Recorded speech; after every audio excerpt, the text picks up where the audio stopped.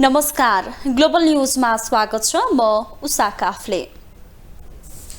नमस्कार, म वसुधा केसी। सुरुमा हेडलाइन्स।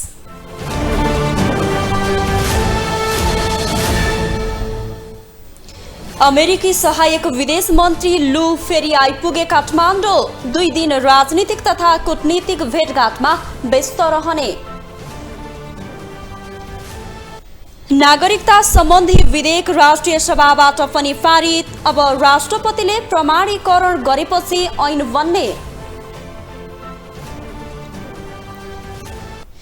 बाबुराम भट्टराईले खोले नयाँ दल। नेपाल समाजवादी पार्टी आयोगमा दर्ता। चुनाव चिन्ह आँखा। रोपाई र गोदमेल सकिएपछि बल्ल मल ल्याउने तयारीमा सरकार। भारतसँग 5 वर्षका लागि G2G सम्झौता। र एससीसी एसिया कप क्रिकेट 2022 युएईमा आयोजना हुने। T20 फर्म्याटमा खेलाइने।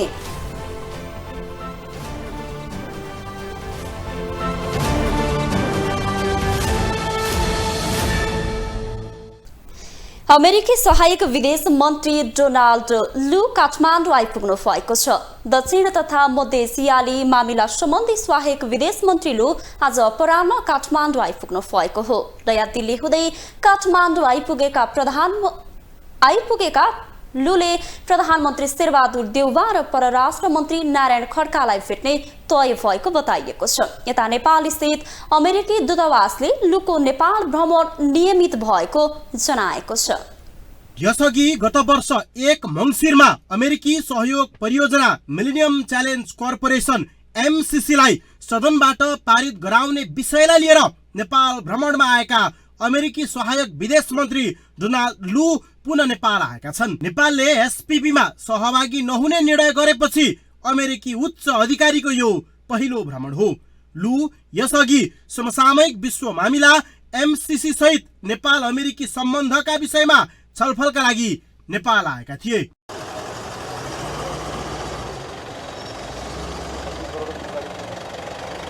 तर त्यसबेला सत्तारूढ दलहरू बीच नै MCC मा समान धारणा बनेको थिएन। तर लुले नेपाल भ्रमण गरेपछि MCC मा असन्तुष्ट सत्तारूढ 4 कम्युनिस्ट दलहरू केही लचक भएका थिए, जबकि कांग्रेस सुरुवातदेखि नै MCC को पक्षमा थियो। त्यसपछि सदनले MCC पास पनि गरेको थियो, व्याख्यात्मक घोषणा सहित र प्रमुख प्रतिपक्ष एमालेको अवरोधका बीच। पछिल्लो समय सत्तारूढ कम्युनिस्ट दलहरू सहित प्रमुख प्रतिपक्षी दल एमालेले SPP मा चर्को विरोध गरेपछि सरकारले SPP मा सहभागी नहुने निर्णय गरेको छ। पत्र पनि पठाउने भनेको छ, तर अहिलेसम्म पत्र पठाएको छैन। यस्तो अवस्थामा लुको नेपाल भ्रमण हुँदैछ।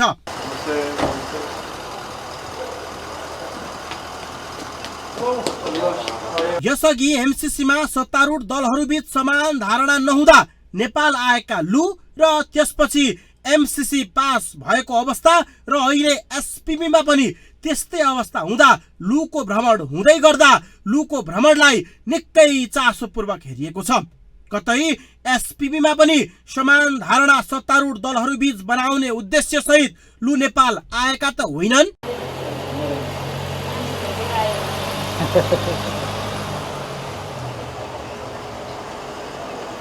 दक्षिण तथा मध्य एसियाली मामिला सम्बन्धी सहायक विदेश मन्त्री लु बिहिबार अपराह्न काठमाडौँ आइपुगेका हुन्। नयाँ दिल्ली हुँदै काठमाडौँ आइपुगेका लुले प्रधानमन्त्री शेरबहादुर देउवा र परराष्ट्र मन्त्री नारायण खड्कालाई भेट्ने तय भएको छ।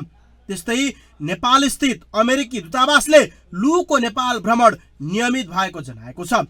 सहायक विदेश मन्त्री लु काठमाडौँ आइपुग्नु केही समय अघि मात्रै दूतावासले एक विज्ञप्ति जारी गरेर भ्रमणको विषयमा जानकारी गराएको थियो। दूतावासले भ्रमणका क्रममा सहायक मन्त्री लुले व्यापार, नागरिक समाज र सरकारका नेतृत्वकर्ताहरूसँग पनि भेटघाट गर्ने जनाएको छ। भ्रमणका विषयमा त्यस बेलासम्म पनि नेपालको परराष्ट्र मन्त्रालयले भने कुनै जानकारी दिएको थिएन। बरु उनको सुरक्षाका लागि कडा सुरक्षा व्यवस्था गरेको छ।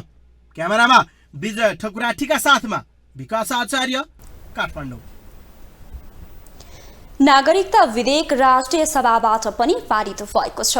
नागरिकता ऐनको संशोधन विधेयक यसअघि नै प्रतिनिधि सभाबाट पारित भइसकेको थियो। अब राष्ट्रपतिले प्रमाणीकरण गरेपछि यो विधेयक ऐन बनेर लागू हुनेछ।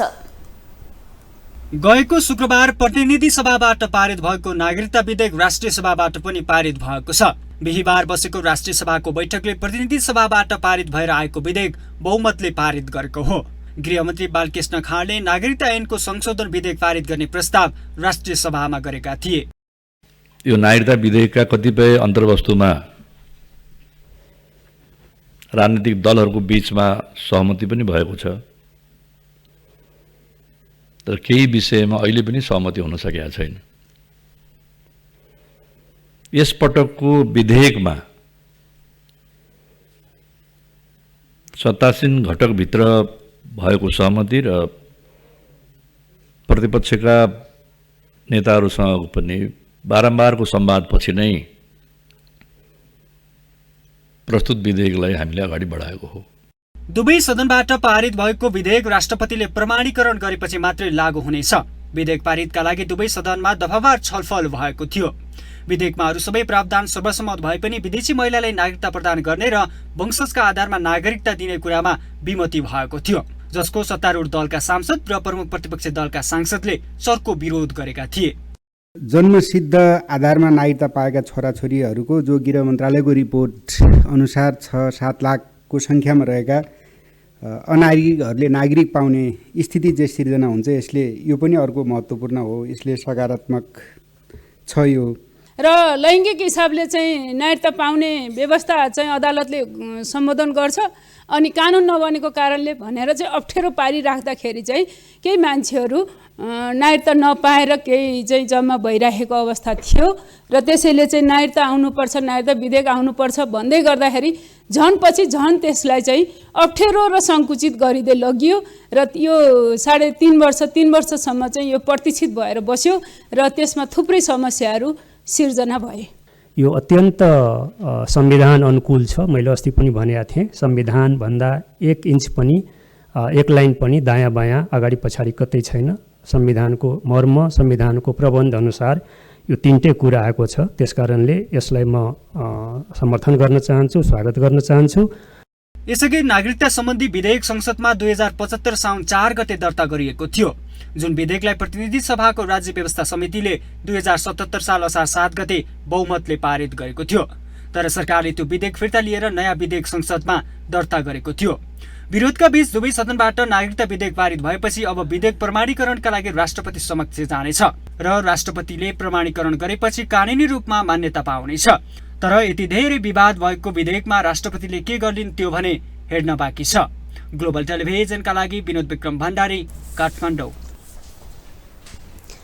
जनता समाजवादी पार्टी जसपाबाट निष्कासनमा परेका सङ्घीय परिषद अध्यक्ष डाक्टर बाबुराम भट्टराईले नयाँ पार्टी निर्वाचन आयोगमा दर्ता गराउनु भएको छ।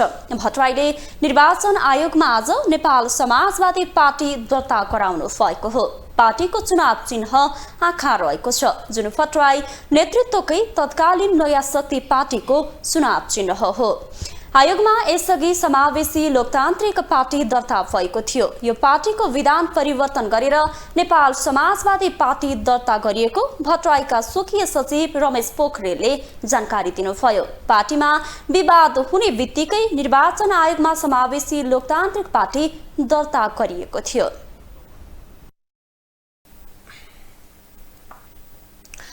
सभामुख र उपसभामुखले आगामी प्रतिनिधि सभा र प्रदेश सभा निर्वाचनमा प्रत्यक्षतर्फ महिलाको सहभागिता बढाउन सबै राजनैतिक दल लाग्नुपर्ने बताएका छन्। महिलाको सहभागिता बढाउन उनीहरूले दलका नेताको ध्यानाकर्षण गराएका छन्। सभामुख अग्निप्रसाद सापकोटाले आगामी प्रतिनिधि सभा र प्रदेश सभा निर्वाचनमा प्रत्यक्षतर्फ महिलाहरूको सहभागिता बढाउन सबै राजनैतिक दलहरूलाई आग्रह गरेका छन्। लोकतन्त्रलाई बलियो बनाउनका लागि समेत महिला सहभागिता बढाउनु पर्ने उनको भनाइ छ। राजनीतिमा एउटा दोस्रो लहरको चाहिँ शक्तिशाली संकेत देखिरहेको छ। त्यो संकेत भनेको चाहिँ के भनेदेखि अहिले मतदाताहरूमा दलगत मतदानमा अरुचि देखा परिरहेको छ। यसको भाषा हामीले बुझ्नुपर्छ। यसको हामीले भाषा बुझेनौँ भने फेरि निकै ठुला समस्याहरू आउन सक्छ। उपसभामुख पुष्पा भूषालले आगामी प्रतिनिधि सभा र प्रदेशसभा निर्वाचनमा प्रत्यक्षतर्फ महिलाहरूको सहभागिता धेरै बनाउन राजनैतिक दलहरूको गम्भीर ध्यानाकर्षण गराएकी छिन्। महिलाहरूलाई हेर्ने दृष्टिकोणमा आमूल परिवर्तन ल्याउन पनि आगामी निर्वाचनमा प्रत्यक्षतर्फ महिलाहरूको सहभागिता गराउनुपर्ने उनको भनाइ छ।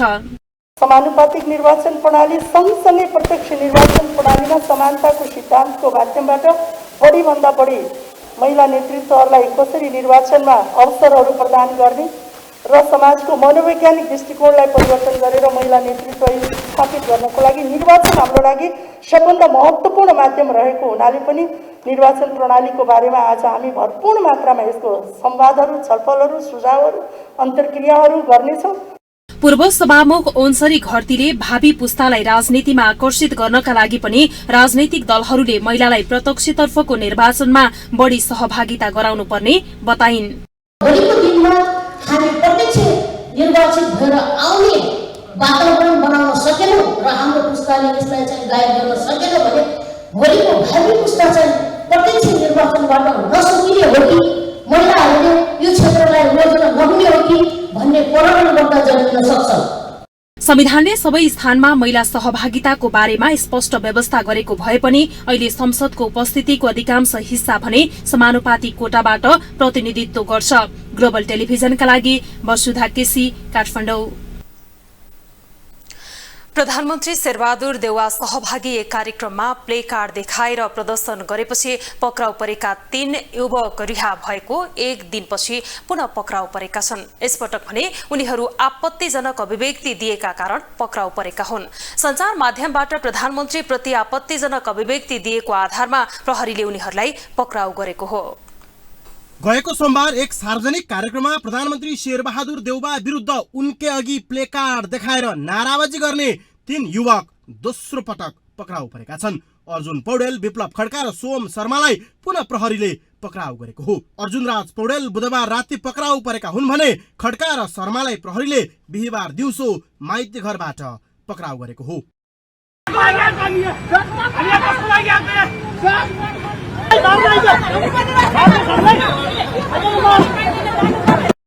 अर्जुन पौडेल भन्ने चाहिँ अगाडि परेछन्। हजुर, हिजो बेलुका नै अर्जुन पौडेल चाहिँ परेका रहेछन्। हजुर, अनि 2 जना चाहिँ अहिले भर्खर पर्यो भने मलाई पनि त्यहाँ एकजना पुलिस स्टाफले मलाई फोन गर्नुभएको थियो। ए, अरू 2 जना पनि आज परे अरे भर्खर? परे कहाँ राखिएको छ दाइ? माली गाउँ। पौडेल, खड्का र शर्माले प्रधानमन्त्री शेरबहादुर देउवालाई एमसीसी का मतियार भन्दै यसरी नारा लगाएका थिए गएको सोमबार। एमसीसी को मतियार शेरबहादुर देउवा मुर्दाबाद। पछिल्लो पटक भने पौडेललाई प्रहरीले आपत्तिजनक अभिव्यक्ति दिएका कारण र अन्य 2लाई भने पौडेलको समर्थनमा माइती घरमा अनसन बसेका कारण प्रहरीले पक्राउ गरेको हो। हिजो बेलुका थुनामा परिसकेपछि चाहिँ 2टा युवाहरू चाहिँ प्राइम टेलिभिजनबाट निस्किए। हजुर, निस्किसकेपछि अर्जुन पौडेलको रिहाईको लागि उनीहरूले अनसन बसेका थिए। आज अनसन बसेका थिएछन् त्यो माइती घर मण्डलामा। ए हजुर, अनि त्यहीँबाट पक्रेर गए। त्यसो त गएको मंगलबार मात्रै 3 जनालाई प्रहरीले सम्झाइ बुझाइ गरेर छाडेको थियो। तर टेलिभिजन, अनलाइन र युट्युबहरूमा आपत्तिजनक अन्तर्वार्ता दिएपछि उनीहरूलाई पुनः प्रहरीले पक्राउ गरेको हो। 3 जना युवाहरू प्रहरी हिरासतबाट रिहा भएपछि अन्तर्वार्ता दिँदै हिँडेका थिए, जसमध्ये हुलाक सञ्चार नामक अनलाइनद्वारा सञ्चालित युट्युबमा अन्तर्वार्ता दिने क्रममा अर्जुन राज पौडेलले आपत्तिजनक अभिव्यक्ति दिएका थिए। उनले सो अन्तर्वार्तामा मुलुकको सुरक्षा व्यवस्थालाई चुनौती दिँदै आफूले चाहे प्रधानमन्त्रीलाई 1 मिटर नजिकबाट गोली हान्न सक्ने दाबी गरेका थिए। शेरबहादुर देउवाज्यूलाई च्यालेन्ज दिन हामी गएका हौँ, उहाँलाई चुनौती दिन गएका हौँ। तपाईहरूको नजिक हामी त आउन सक्छौँ भने जो पनि तपाईको नजिक आउन सक्छ। तपाईको नेपालको सेक्युरिटी कस्तो छ भन्ने कुरा हामीलाई थाहा छ। त्यसै कारणले गर्दा चाहिँ तपाईहरू चाहिँ हामीहरू सुरक्षित छौँ। हामीले जतिसुकै राष्ट्रघात गरे पनि जनताले के गर्न सक्छन् भनेर मौन रहेर नबस्नुस्। आज हामी तपाईको 10 मिटर आएका छौँ, भोलि 1 मिटर नजिक आएर बन्दुक पनि सुट गर्न सक्छौँ, छातीमा गोली पनि हान्न सक्छौँ। त्यो ल्याकत अर्जुन राज पौडेलले राख्छ, विप्लव खड्काले राख्छ, सोम शर्माले राख्छन्, हरेक देशभक्त नेपाली नागरिकहरूले राख्छन्। पहिलो पटक सोमबार उनीहरू पक्राउ पर्नुको कारण भने प्रज्ञा भवनमा आयोजित राष्ट्रिय विभूति भीमसेन थापा स्मृति प्रतिष्ठानले आयोजना गरेको कार्यक्रममा प्रधानमन्त्री देउबाले सम्बोधन गर्न लाग्दा चर्को स्वरमा नाराबाजी गरेका थिए प्लेकार्ड देखाएर। उनीहरूले एमसीसीका मतियार शेरबहादुर देउबा हुन्, नागरिकता विधेयक खारेज गर, राष्ट्रियताको रक्षा गरौं, स्वाधीनताको रक्षा गरौं भन्दै नारा लगाएका थिए। लगत्तै प्रहरीले उनीहरूलाई नियन्त्रणमा लिएर मालीगाउँ प्रहरी वृत्तमा राखेको थियो। भोलिपल्ट मंगलबार प्रहरीले उनीहरूलाई करिब 10 बजेतिर सम्झाइ बुझाइ गरी रिहा पनि गर्यो। तर त्यसपछि उनीहरू प्रधानमन्त्रीलाई गोली हान्ने भन्दै मिडियाबाजी गर्दै हिँडे। विशेष गरी हामी रिहाई हुँदा बित्तिकै यसो 2-4वटा हामीले फेसबुकमा यसो स्टाटस देखेका थियौँ। सबै झोले हुन्, यिनीहरू चाहिँ विभिन्न पार्टीबाट कार्यकर्ता परिचालित हुन्, यो चाहिँ नेपालको सत्ता राम्रो गरिरहेको सत्तालाई चाहिँ शेरबहादुर देउवालाई ढलाउने उसको विरुद्धमा नियोजित षड्यन्त्र गरेका मान्छे हुन् भन्नुभएको छ। हामीलाई प्रमाणित गर्नुहोस्, हामी कुनै पनि शक्तिबाट परिचालित भएका छौँ भने हामी यही तपाईँहरूको अगाडि हामी सजाय भोग्न तयार छौँ। हामीले देशको प्रधानमन्त्री पदलाई सम्मान गर्छौँ, तर त्यो प्रधानमन्त्री पदको दुरुपयोग गरेर दलालको भूमिका निर्वाह गर्ने राष्ट्रघाती देशघाती पात्रहरूलाई हामीले सम्मान गर्न चाहदैनौँ। प्रधानमन्त्री पदलाई मात्र हामी सम्मान गर्छौँ। शेरबहादुर देउवा त्यो पदको लायक छैनन्। मलाई पहिला लाग्थ्यो ज्ञानेन्द्रले किन असक्षम भनेका होलान्, यी शेरबहादुर देउवालाई भन्थे यिनी असक्षम होइन, प्रधानमन्त्री पात्रका महासक्षम पात्र हुन् भन्ने कुरा उहाँ आफैले आफ्ना गतिविधिहरूबाट पुष्टि गर्नुभएको छ। दोस्रो पटक अर्जुनराज पौडेल एक टेलिभिजनलाई अन्तर्वार्ता दिएर निस्किँदै गर्दा बानेश्वर आसपासबाट पक्राउ परेका हुन् भने अन्य 2 भने माइतीघरमा पौडेलको रिहाईको माग गर्दै अनसन बस्न सुरु गरेपछि प्रहरीले पक्राउ गरी मालीगाउँ प्रहरी वृत्तमा राखेको छ। अहिले उनीहरू प्रहरी हिरासतमै छन्। 2 जना चाहिँ यो माइतीघर मण्डलबाट आज उठाएर ल्याएको। त्यो मालीगाउँमै हो सर? हजुर। ए उनीहरूलाई अहिले चाहिँ के कारणले चाहिँ सर माइतीघरबाट पक्राउ परेको छ? कारण केही पनि छैन, यिनले अनसनमा बस्नुभएको उहाँहरू अनि त्यतिकै उठाएर ल्याएको। युवाहरूले अन्तर्वार्तामा प्रधानमन्त्री देउबालाई च्यालेन्ज गर्दै ब्यानर देखाउन पुगेको पनि खुलासा गरेका छन्। यसको मतलब उनीहरू योजनाबद्ध रूपमा देउबा विरुद्ध प्रदर्शन गर्न खटिएको हुन् भन्न कुनै संकोच मान्नु पर्दैन। एकदम पूर्व तराईको साथमै गएको थियौँ हामी एकदमै मजाले। तर यति 3 जना नै हो कि अलि धेरै पनि हुन्छ? 4 जना थियौँ हामी। एकजना साथी चाहिँ कता छुट्नु साथीहरू हुनुहुन्थ्यो, साथीहरू मिस्टेकले उहाँहरू कतै जानु भएको थियो होला सायद। हामीहरूले चाहिँ उहाँलाई एउटा शान्तिपूर्ण ढङ्गले चाहिँ एउटा ब्यानर हाम्रो पर्चा हामीले बनाएका थियौँ, त्यो लिएर चाहिँ हामीले शान्तिपूर्ण ढङ्गले प्रधानमन्त्रीज्यूलाई अनुरोध गर्न गएका थियौँ। लोकतन्त्रमा विरोध समर्थन गर्न पाइन्छ, पक्ष विपक्ष वा स्वतन्त्र बन्छु भन्न पनि पाइन्छ, तर मुलुकको प्रधानमन्त्री उच्च ओहदाका व्यक्तिहरू हुन् वा साधारण मान्छे नै किन नहोस्, खुलेआम गोली ठोक्छु भन्दै हिँड्नु चाहिँ लोकतन्त्रको हुर्मत लिनु हो, स्वतन्त्रताको धज्जिया उडाउनु हो, यो अराजकताको पराकाष्ठ पनि हो।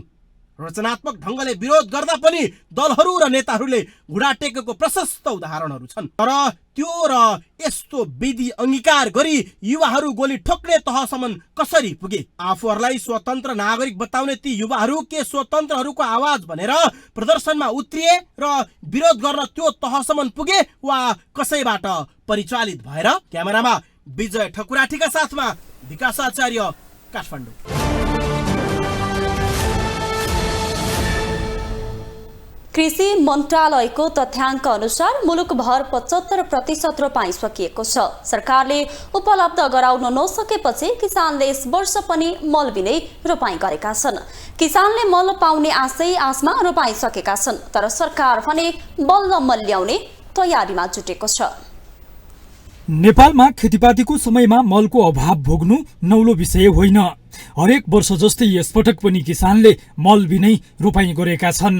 यस वर्ष रोपाइँको समय सुरु हुनु अघि नै मलको विषयले सदनदेखि सडकसम्म चर्चा पाएको थियो। सरकारलाई समयमै मल ल्याउन दबाब दिँदै सडक र सदनमा जोडतोडले आवाज उठेको थियो, तर सरकारले पुरानै नियति दोहोर्यायो। सरकारले मल नपाएको पीडाले रन्थनिएका किसानको पीडामाथि पीडा थप्यो, तर सरकारी निकाय भने मल ल्याउने प्रयास हुँदाहुँदै मलको आपूर्ति गर्न नसकेको बताउँछन्। खरिद गरेको मल चाहिँ समयमा सप्लायरले दिन सकेन। दिन नसकेको कारणले मल आपूर्ति चाहिँ अभाव भयो। दिन सकेको भएदेखि अहिले हामी कहाँ चाहिँ फागुन चैत महिनामै हामीले खरिद गरेको मल आइदिएको भए अहिलेको अभाव हुन्थेन।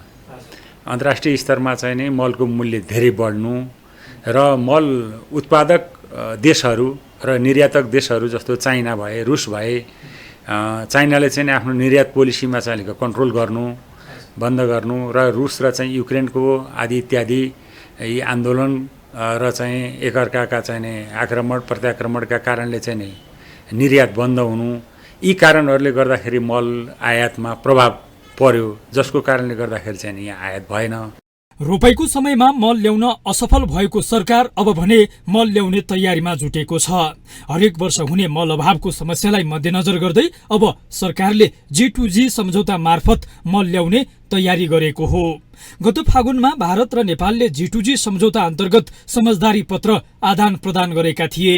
त्यसको 6 महिनापछि बल्ल मल खरिदको सम्झौता भएको हो। सम्झौतापछि अब गहुँको सिजनमा मलको सहज आपूर्ति हुने विश्वास गरिएको छ। अहिलेको सिनारियोमा चाहिँ नि हामीसँग 1 लाख मेट्रिक टन मल चाहिँ हामीले खरिद गरेको पाइपलाइनमा छ।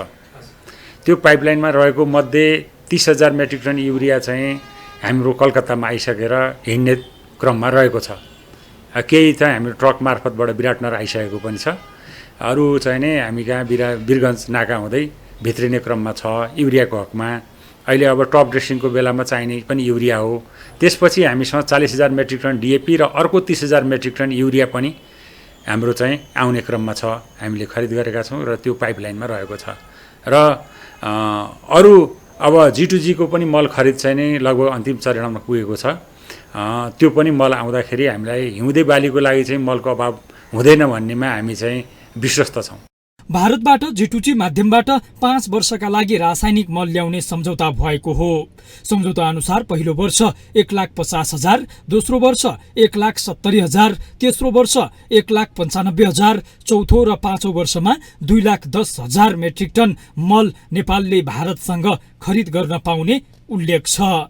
ग्लोबल टेलिभिजनका लागि क्यामेरामा विजय ठकुराठीको साथमा कैलाश कठायत, काठमाडौँ। अब पालो स्पोर्ट्स न्यूजको।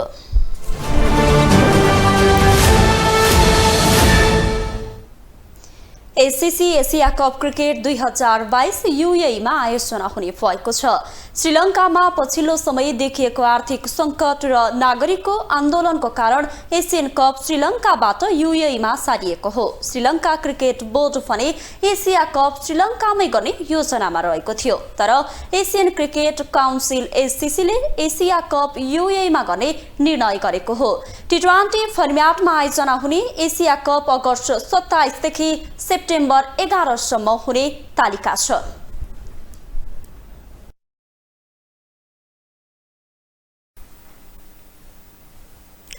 ग्लोबल न्यूजको अन्त्यमा अहिलेसम्मका हेडलाइन्स पुनः एकपटक।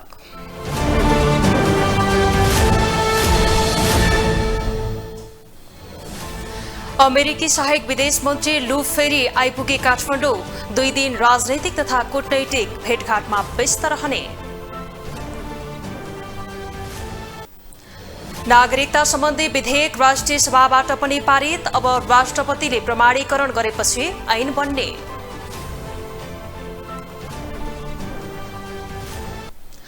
बाबुराम भट्टराईले खोले नयाँ दल। नेपाल समाजवादी पार्टी आयोगमा दर्ता। चुनाव चिन्ह आँखा।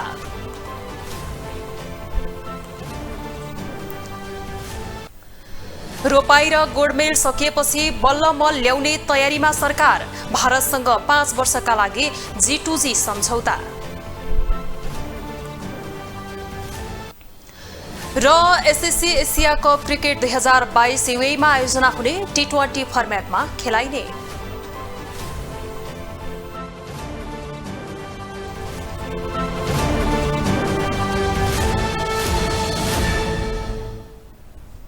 ग्लोबल न्यूज अहिलेलाई यति नै। ग्लोबल टेलिभिजन तपाईँ फेसबुक तथा युट्युबमा पनि प्रत्यक्ष हेर्न सक्नुहुनेछ। ग्लोबल टेलिभिजन हेर्दै गर्नुहोला। नमस्ते।